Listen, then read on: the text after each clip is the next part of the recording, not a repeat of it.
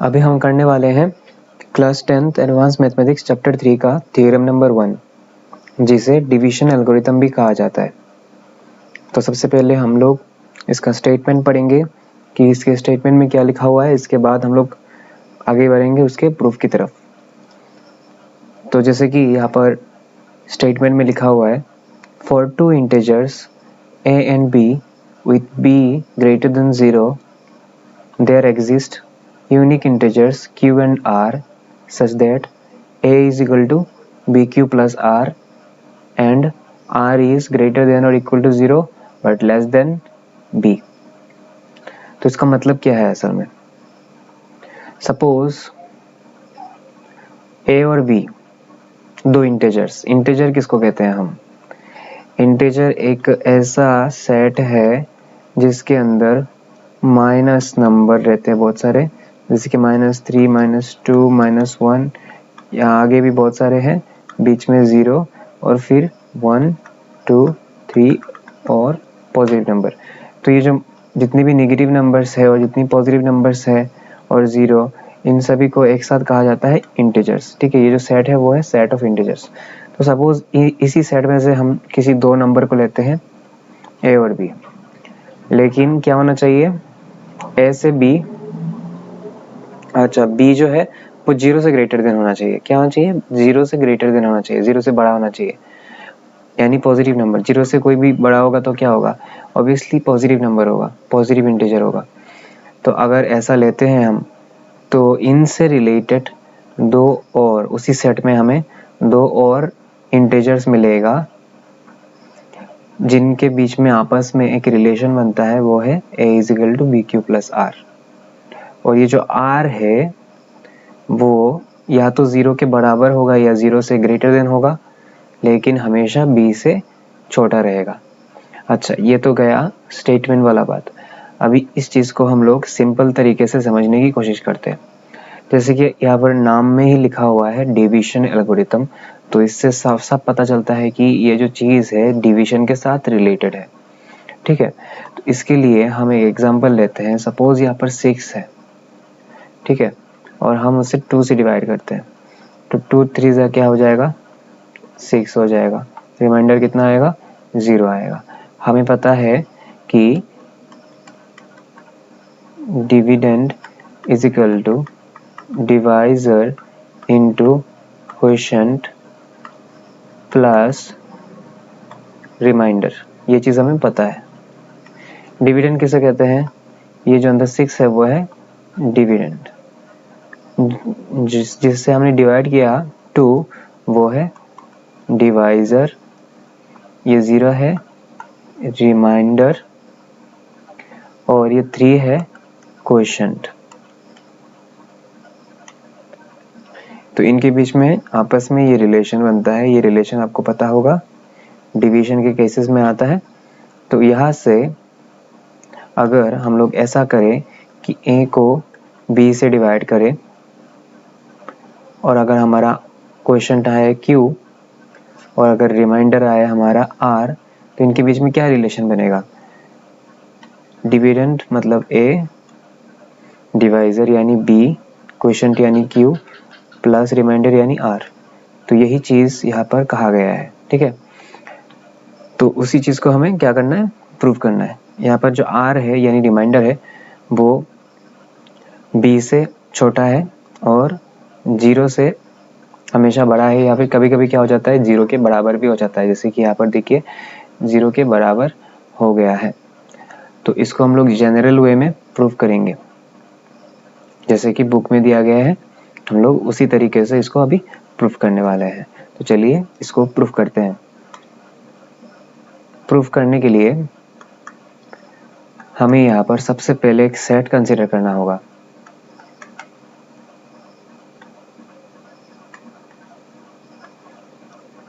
कौन सा सेट? एक ऐसा सेट जिसे देखिए यहाँ पर a is equal to b q plus r. ये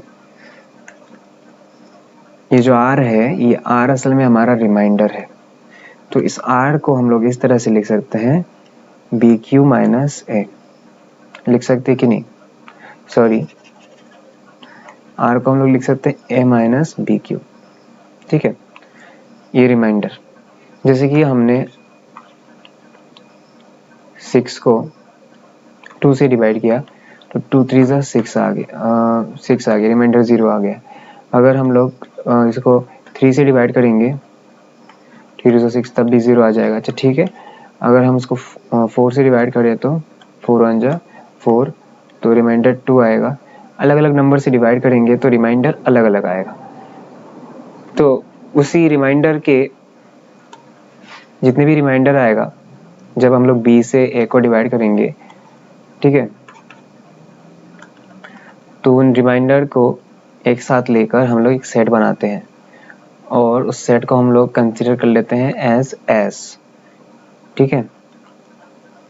लिखेंगे हम लोग लेट अस कंसीडर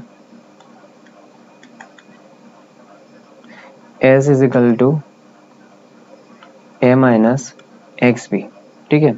यहाँ पर a माइनस बी क्यू ना लिखते हुए हम लोग यहाँ पर बी क्यू के जगह पर x पकड़ेंगे, ठीक है। For a minus x B greater than और इक्वल टू 0, मतलब ये जो सेट है, ये जो रिमाइंडर है r है, ये r का वैल्यू क्या है, हमेशा पॉजिटिव है, ऐसा हम कंसीडर कर रहे हैं, ठीक है। Consider, it is just in consideration, ये हमारा एजम्पशन है, कंसीडरेशन है, अभी तक प्रूफ नहीं हुआ है ऐसा। तो a minus x b is greater than और इक्वल टू 0, और जो x हमने पकड़ा हुआ है यहाँ पर वो भी एक इंटीजर है, ठीक है। ये हमने सेट पकड़ लिया। अभी हमारा काम क्या है, अभी यहाँ पर हमारा पहला काम है कि इस सेट को हमें दिखाना है कि ये एक नॉन एम्प्टी सेट है। जैसे कि हमने यहाँ पर पकड़ा हुआ है कि a माइनस एक्स बी इस सेट के जितने भी एलिमेंट्स हैं उनका जनरल फॉर्म है। तो हमें ये प्रूफ करना होगा कि सही में जैसे हमने इसको कंसिडर किया उसी तरह से यहाँ पर जितने भी एलिमेंट्स हैं सबका form a minus x b, या फिर और भी अच्छे से कहें कि हमें दिखाना होगा कि इस सेट के अंदर जो हमने एलिमेंट लिया वही एलिमेंट एग्जिस्ट करता है। अगर ऐसा भी तो हो सकता है कि इसके अंदर कोई भी एलिमेंट ना रहे, तब जाके क्या हो जाएगा, हमारा जो सेट है वो एक नल सेट हो जाएगा। नल सेट यानी जिसके अंदर कोई भी एलिमेंट्स नहीं रहता। लेकिन हमें इसको दिखाना होगा यहाँ पर कि हमने जैसे कंसीडर किया है उसी तरह से ये सेट एक पॉजिटिव इंटीजर वाला सेट है और इस सेट के अंदर a minus x b form के एलिमेंट्स है, ताकि ये प्रूफ हो जाए कि it is an non empty set. तो फर्स्ट स्टेप हमारा है इसको दिखाना कि ये एक नॉन एम्प्टी सेट है। तो हम लोग यहाँ पर लिखेंगे अभी next, here b belongs to z, z मतलब the set of integer, b क्या है, एक इंटीजर है, and also b is greater than 0। ये कहाँ से मिला, यहाँ पर देखिए हमारे स्टेटमेंट में लिखा हुआ है कि b इज ग्रेटर देन 0। तो इसका मतलब है कि b मतलब हमारा डिवाइजर 0 से बड़ा है। 0 से बड़ा है इसका मतलब क्या है कि वो या तो 1 के बराबर हो सकता है या फिर 1 से ग्रेटर हो सकता है।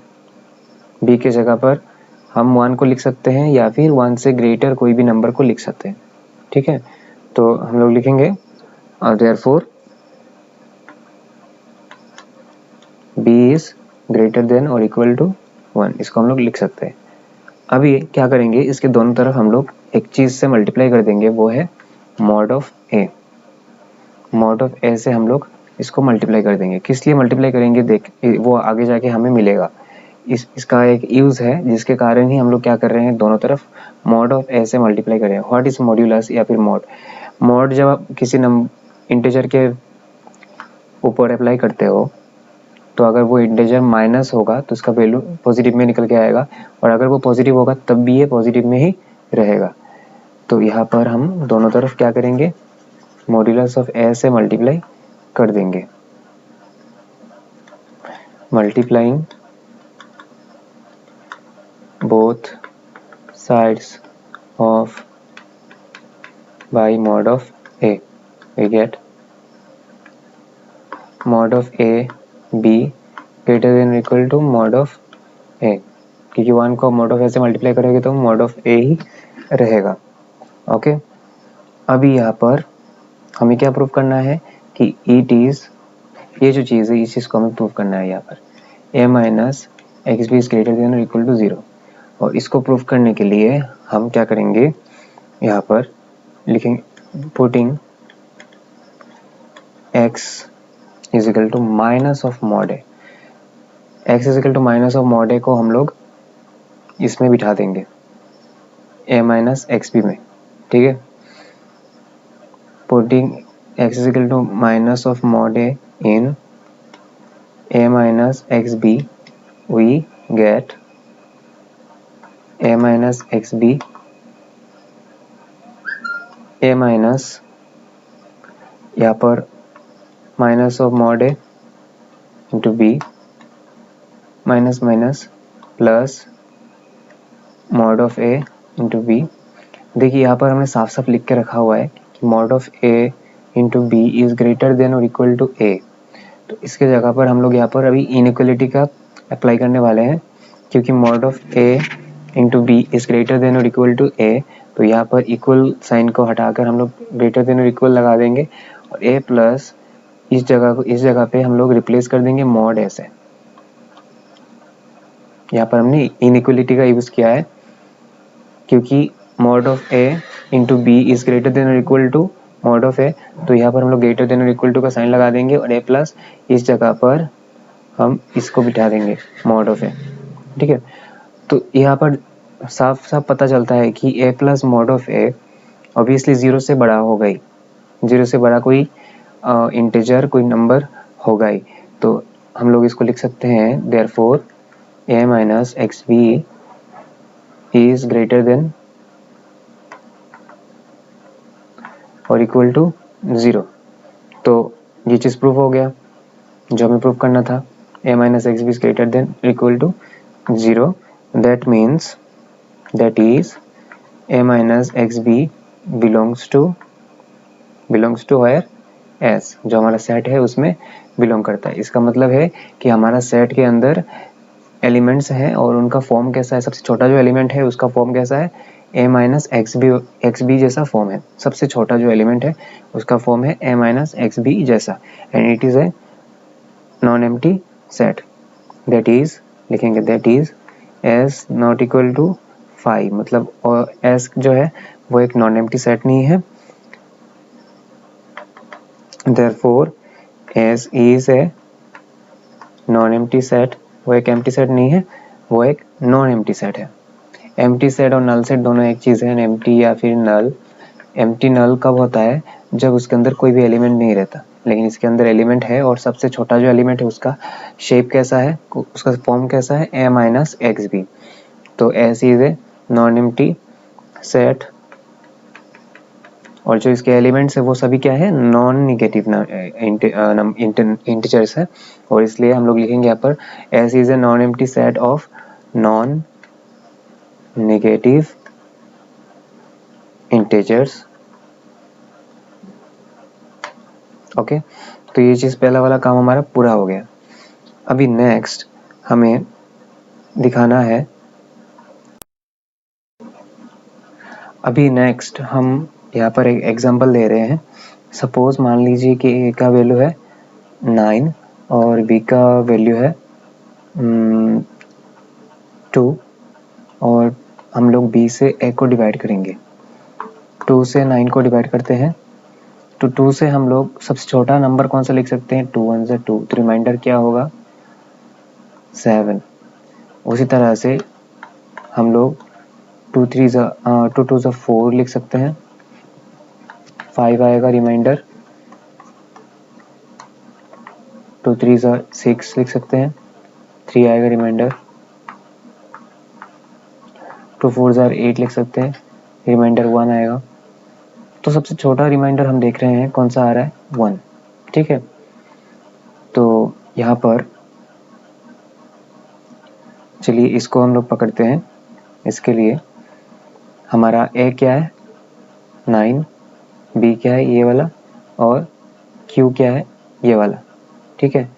तो 1 इज इक्वल टू आर के जगह पर क्या है 1 इज इक्वल टू हम लोग लिख सकते हैं 9 माइनस 2 इंटू 4।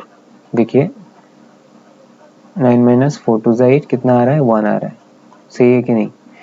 तो उसी तरह से यहाँ पर देखिए 9 माइनस 2 इंटू 2 क्या मिल रहा है 9 minus 4 is equal to remainder 5 मिल रहा है, ठीक है। तो ये सब मैंने क्यों लिखा है आपको ये चीज़ समझाने के लिए कि जिस तरह से आप b से 9 को डिवाइड करने के लिए अलग अलग क्वेश्चन पकड़ सकते हो। कभी आपने 2 4 जा 8 लिख दिया, कभी आपने 2 3 जा 6 लिख दिया, कभी 2 1 जा 2 लिख दिया, तो अलग अलग रिमाइंडर आया आपका। तो सबसे छोटा रिमाइंडर कौन सा आया 1 आया। किसके लिए आपको 1 मिला यहाँ पर 2 4 जा 8 के लिए, 4 के लिए आपको सबसे छोटा रिमाइंडर मिला 1। तो ये जो 4 है ये क्या चीज़ है 4 है हमारा क्वोशंट, और यहाँ पर देखिए क्वोशंट के जगह पे क्या लिखा हुआ है x। तो उसी तरह से हमारा जो ये सेट है इस सेट के अंदर हम मान लेते हैं, हम मान के चलते हैं कि x के जगह पे भी एक ऐसा नंबर बैठेगा इंटीजर बैठेगा q जिसके कारण हमें सबसे छोटा रिमाइंडर मिलेगा, और उसको हम लोग डिनोट करेंगे a is equal to b a minus b q, या फिर कह सकते हो आप q b. R is equal to a minus q b, just x के जगह पर हम लोग क्यू बिठा देंगे और उसको हम लोग डिनोट करेंगे आर से, ठीक है। तो चलिए इस लाइन को हम लोग लिख लेते हैं। पहले कैसे लिखेंगे, late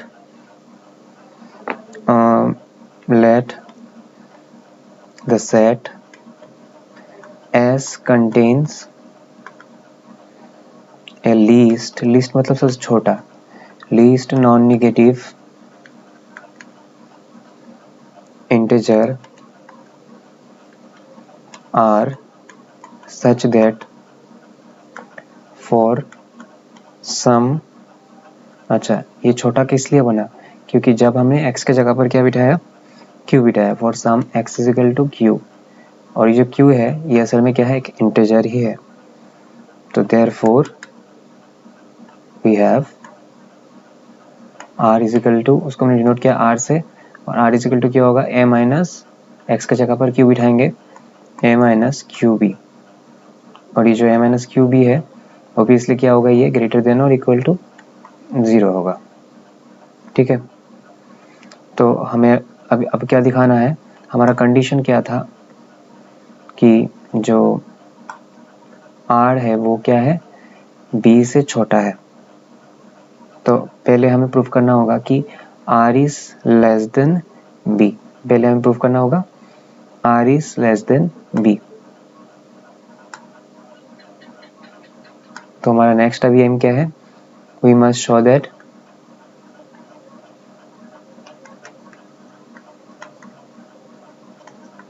r is less than b। तो इसको प्रूफ करने के लिए यहाँ पर हम लोग कंट्राडिक्टरी मेथड का यूज करेंगे।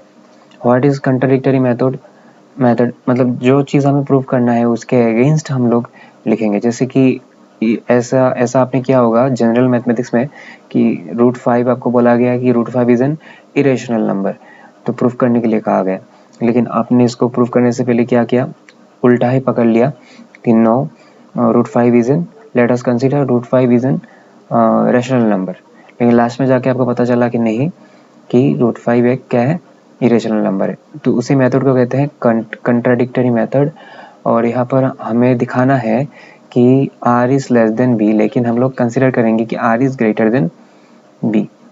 तो लिखते हैं if possible let r is greater than और इक्वल टू b। हम लोग पकड़ लेते हैं कि r क्या है b के समान है या फिर b से ग्रेटर है, ऐसा पकड़ लेते हैं।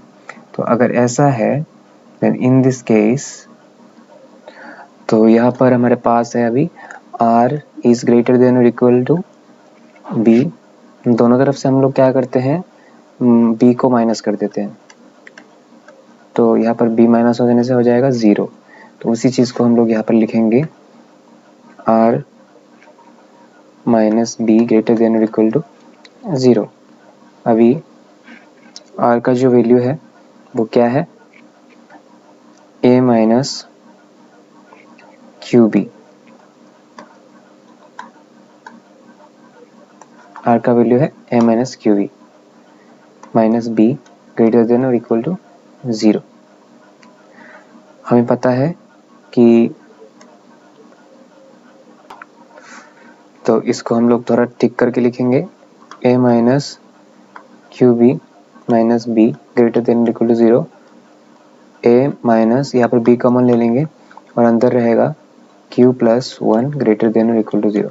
तो अच्छे से हम लोग इसको देखेंगे तो ये कौन से फॉर्म में है, a माइनस एक्स बी के फॉर्म में है, ठीक है, और ग्रेटर देन इक्वल टू भी 0 भी है। तो दैट मीन्स ये जो एलिमेंट है ये हमारा a minus b into q plus 1 ये किस में बिलोंग करता है, हमारे सेट एस में बिलोंग करता है जो हमने शुरुआत में पकड़ा हुआ था। तो लिखेंगे therefore a minus b q plus 1 greater than is belongs to s the set of remainders ना, जो हमने पहले पकड़ा हुआ था। तो अभी हमारे पास कि जिस तरह से r सेट S में बिलोंग करता है उसी तरह से r माइनस बी भी उसी सेट में बिलोंग कर रहा है। कौन से सेट में, S सेट में। But r minus b is less than r। किस तरह से, ऑब्वियसली देखिए यहाँ पर 3 है और 3 से अगर मैं 2 को निकाल दूं तो वो क्या होगा, 3 से लेस देन ही होगा, ठीक है। 1 is always less than 3, okay. तो उसी तरह से अगर हम लोग r में से b निकाल दें तो जो नंबर मिलेगा वो r से छोटा होगा। तो इसका मतलब ये हुआ कि जो r माइनस बी है वो r से भी छोटा है। तो हमने पहले जो पकड़ा हुआ था कि r सेट S का सबसे लीस्ट नॉन नेगेटिव इंटीजर है, यानी सबसे छोटा एलिमेंट है सेट S का, वो गलत हो गया। लेकिन ये तो गलत नहीं हो सकता ना, क्योंकि हमने ये पहले ही एज्यूम किया हुआ है यहाँ पर, ठीक है।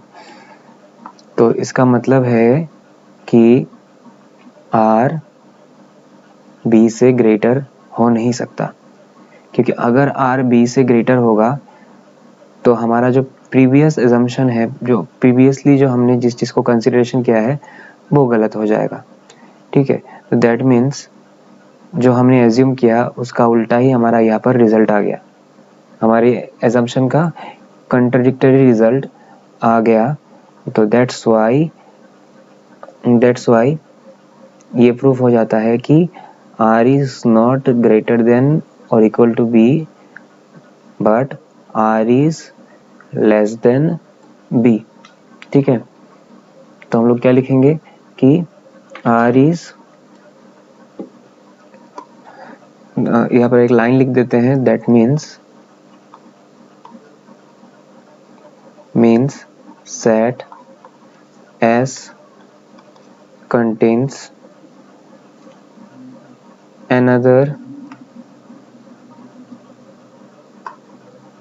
element r minus b which is less than r, but it is not possible. Therefore b is less than, r is less than b। तो इतना हो जाने के बाद हम लिख सकते हैं therefore a is equal to bq plus r and r is greater than or equal to 0 but less than b। अच्छा, तो हमने इस चीज़ को कैसे लिखा, ये तो मान लिया कि r is less than b, लेकिन इसको हमने कहाँ से लिखा। असल में यहाँ पर आप देख सकते हैं कि r जो है वो ग्रेटर देन और इक्वल टू 0 है। ये चीज़, इस चीज़ को और इसको हमने यहाँ पर कंबाइन किया है और कंबाइन करके इस चीज़ को लिख दिया है, ठीक है। तो that means a is equal to b q plus r, किसके लिए ये रिलेशन होल्ड होता है, r के इन वैल्यूज़ के लिए, ग्रेटर देन और equal to 0 but less than b। अच्छा चलो, ये चीज़ तो अभी ख़त्म हो गया। अभी लास्ट एक चीज़ बाकी है इस प्रूफ में, और वो ये है कि हमें दिखाना होगा कि q एंड r दोनों क्या है, यूनिक इंटीजर्स है। यूनिक इंटीजर्स, इनका यूनिकनेस हमें प्रूफ करना होगा लास्ट में, और इसके बाद ये प्रूफ ख़त्म हो जाएगा।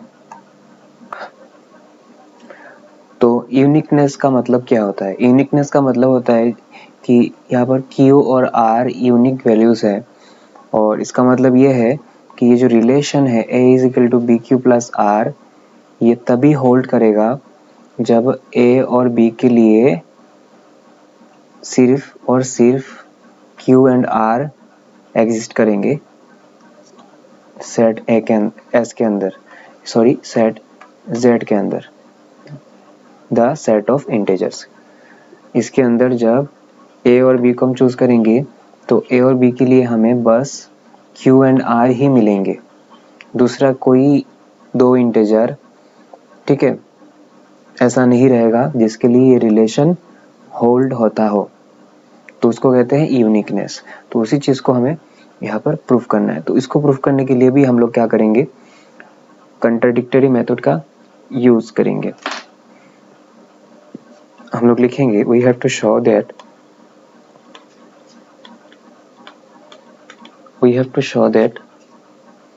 Q and R are unique.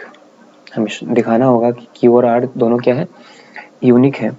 तो यहाँ पर भी हम लोग कंट्राडिक्टरी मेथड करेंगे। दैट्स वाई हम लोग लिखेंगे if possible let us assume that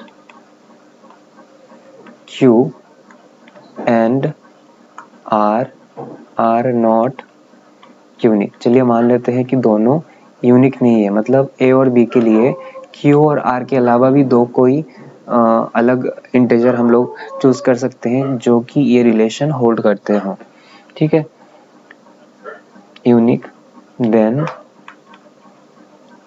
there exist another two. जैसे मैंने बोला अभी उसी तरह से यहाँ पर हम चूज कर रहे हैं Q और R के अलावा दो अलग integers Q dash and R dash, then there exist another two integers Q dash and R dash such that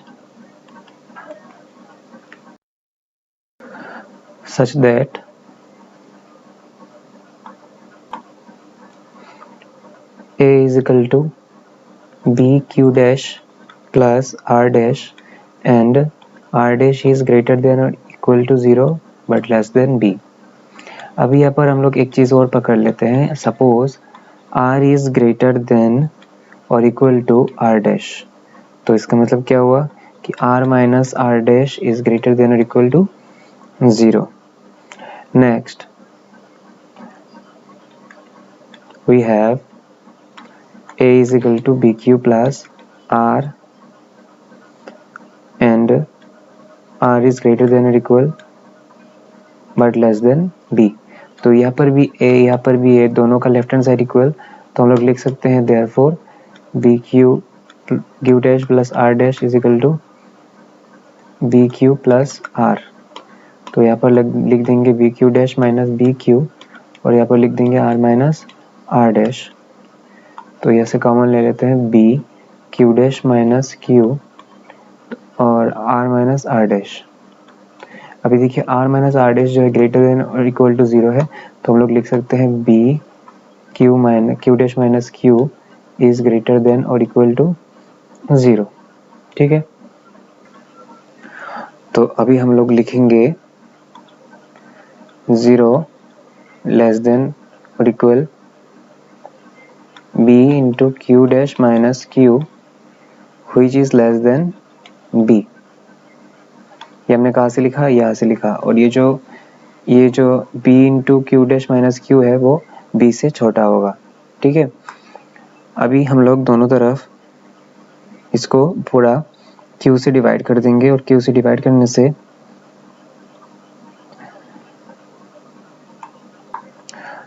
B से डिवाइड करेंगे हम, और B से डिवाइड करने से यहाँ पर देखिए 0 रहेगा, क्योंकि 0 को अगर B से डिवाइड करेंगे तो 0 ही आएगा। यहाँ पर B चला जाएगा, सिर्फ Q डैश माइनस Q होगा, और यहाँ पर B से अगर डिवाइड करते हैं तो 1 बचता है। तो देखिए 0 और 1 के बीच में हम देख रहे हैं कि Q डैश माइनस Q, ठीक है, एक दूसरा इंटीजर आ गया, लेकिन हमें पता है कि 0 और 1 के बीच में कोई इंटीजर नहीं होता, ठीक है।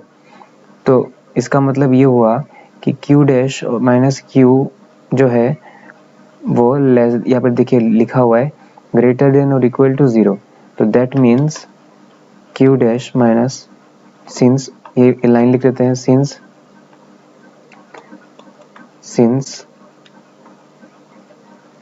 There is no integer